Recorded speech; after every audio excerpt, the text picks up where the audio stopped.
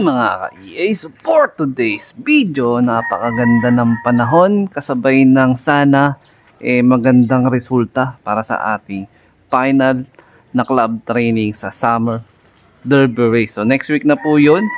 So today is Sunday. So Season Pangasinan ang release kanina around 6:25 AM.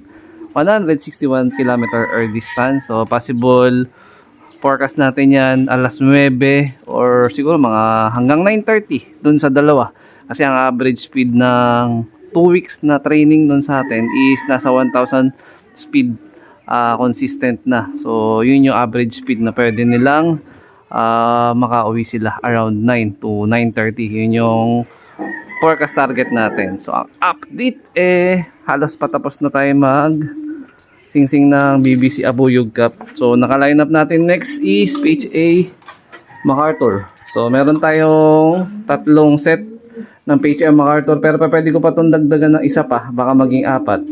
So depende sa mga mapipisa natin ng mga egg, no? Yung mga naka-line up. Tapos meron din tayo pahabol, tatlong pasuksok pa. Ayan, so meron dito naka Perso Band, ilalaro sa kalapatid sa OLR, isang South na BBC, tsaka isa din na set na MacArthur. So ito sa akin, yung tatlong dyan, itong tatlo nasa baba, puro to pasuksok pahabol.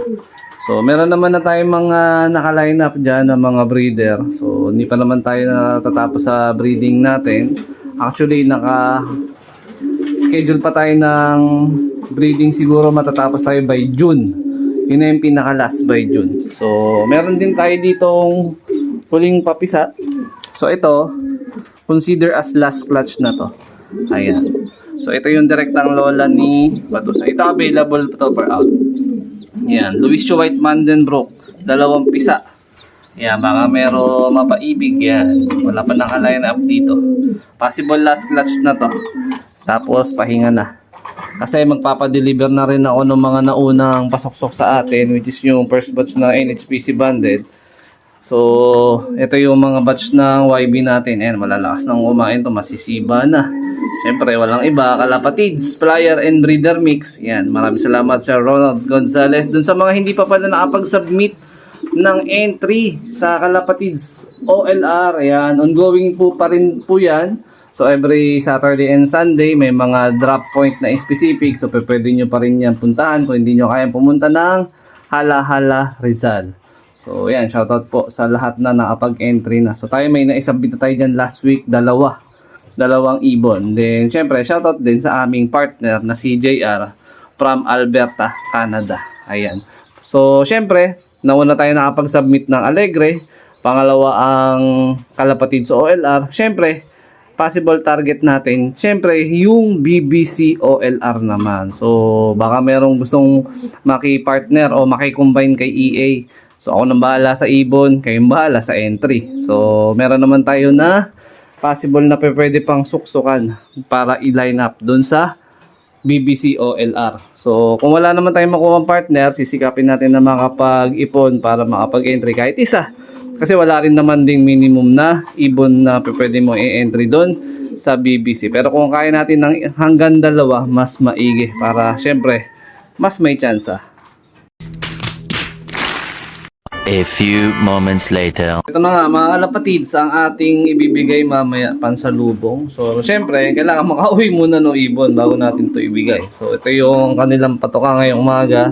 Tapos mamayang hapon, baka mas konti na dito sa hapon. And then, yung base sa ginawa natin programa, last time, or last week, halos kalahati lang ng programa na ginawa natin para sa mga ibon. Pero this coming week, or this straight week, bago mag first lap, is kompleto ang programa na yung ating ibibigay. So, pansalubong natin, syempre, ayan, Victory Champion Pills, 1 piraso.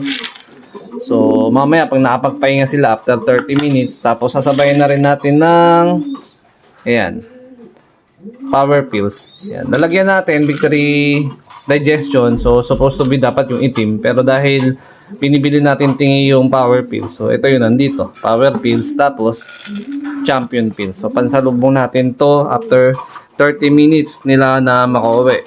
So, pag after meal nila, Tapos, naka-ready na rin ang ating electrolytes.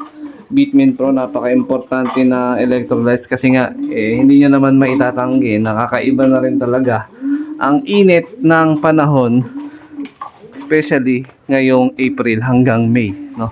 So, kung sakali, baka by June, kung aabutin tayo ng last lap, baka yun, medyo maulan na yun kasi hanggang June 2nd week ang ating derby.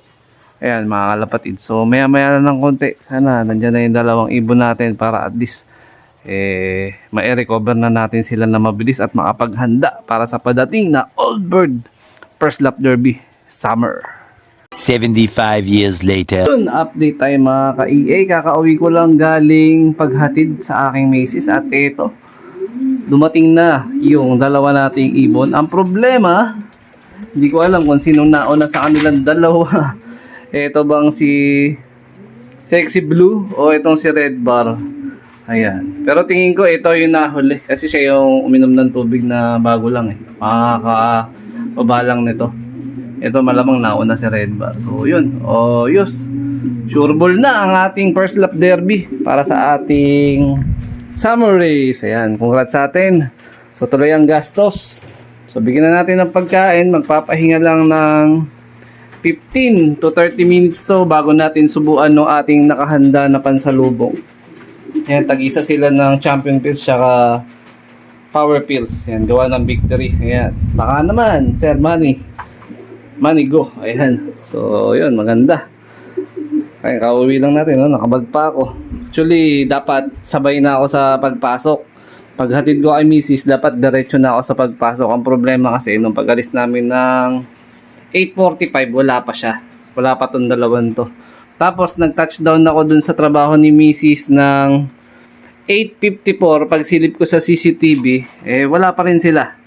So, sana makarecover na mabilis at wala naman dalang sakit yung dalawa nating ibon. May problema kasi ako sa CCTV. So, sa CCTV, hanggang live stream na lang muna. Ayan, tsaka yun nandun sa labas.